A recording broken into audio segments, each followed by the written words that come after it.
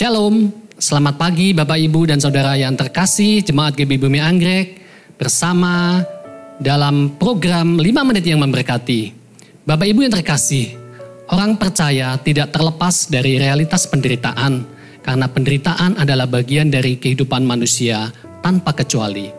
Allah tidak menghendaki manusia menderita, namun sebaliknya kita harus memaknai penderitaan jika diizinkan oleh Tuhan, maka ada maksud dan kehendaknya. Kita sebagai orang percaya diajarkan untuk tidak menolak penderitaan, apalagi justru malah menyalahkan Allah. Kita harus menyadari bahwa semua adalah berasal dari Allah.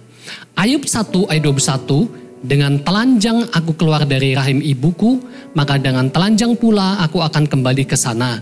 Tuhan yang memberi, Tuhan yang mengambil. Terpujilah nama Tuhan. Ayub menjadi panutan orang beriman yang mengalami masalah yang mungkin tidak dapat dijelaskan dalam hidupnya.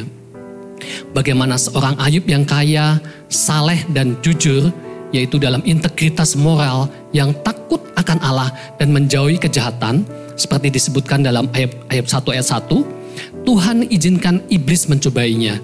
7.000 domba, 3.000 unta, 500 pasang sapi dan 500 keledai betina musnah seketika dan pelayan-pelayannya mati. 10 anaknya meninggal dalam waktu yang bersamaan. Ketiga sahabatnya datang untuk menghibur, namun kemudian mengatakan bahwa itu adalah bentuk hukuman atas dosa manusia dan minta Ayub untuk bertobat dari dosa. Sikap Ayub yang positif perlu dipelajari dan dicontoh oleh orang percaya dalam menghadapi penderitaan. Ayub memang menanggapi dengan kesedihan, namun tetap rendah hati dan tunduk kepada Allah dan tetap menyembah Dia dalam kesukaran yang hebat. Ayub merasa diasingkan dari Allah, keraguan dan kemarahan, namun Ayub tidak berbuat dosa atau menyalahkan Allah. Ayub tetap menghadapi penderitaan dengan sikap iman dan berdoa, memohon kasih karunia Allah dan bukan dengan memberontak. Ayub berserah kepada Allah atas apapun yang Allah izinkan terjadi pada hidup kita. Ayub 2 ayat 10 berkata, haruskah kita menerima yang baik dari Allah dan tidak menerima yang buruk?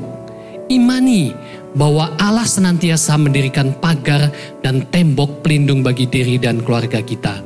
Saya mengalami penderitaan saat Tuhan izinkan saya terpapar COVID-19 bulan April sampai dengan Juni lalu.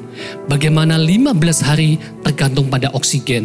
24 hari harus dirawat di rumah sakit, 48 hari tidak bisa bangun dari tempat tidur karena kalau bangun akan sesak napas, dan 69 hari tidak bisa bekerja. Namun dalam penyerahan diri sepenuhnya pada Allah, izinkan kesembuhan dan pemulihan itu terjadi secara ajaib. Dalam menghadapi penderitaan, kita diminta untuk mengarahkan hati dan pikiran kepada kedaulatan dan kehendak Allah, sehingga mengalami tingkat pengenalan akan Allah yang semakin mendalam.